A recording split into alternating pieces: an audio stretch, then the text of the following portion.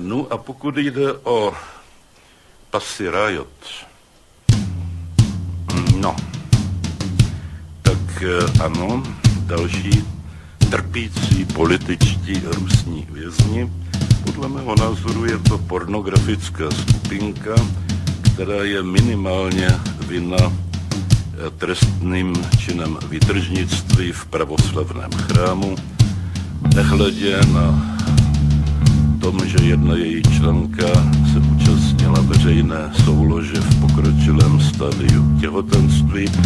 Prostě normální výtržník, který notabene tak trochu co je to pusy. Takže s prominutím v textech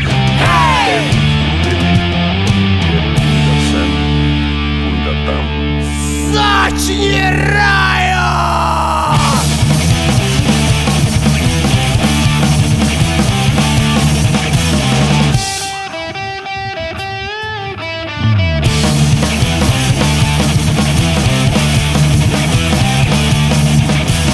Vykašli se na náš stát, ty se nikdy nesmí stát. Stejně nás jen bojkotuje, tak ignoruj, co propaguje.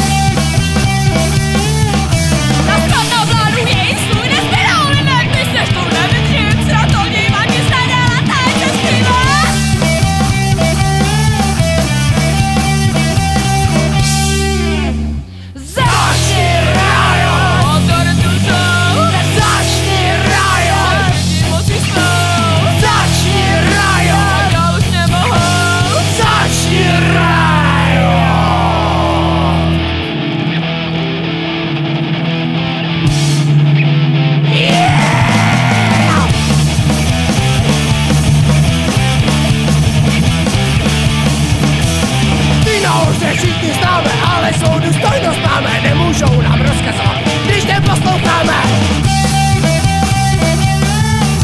Když dušující názory, tak musíš jít jim názory, a to co je co zlej, tak začni rád, a se bolí!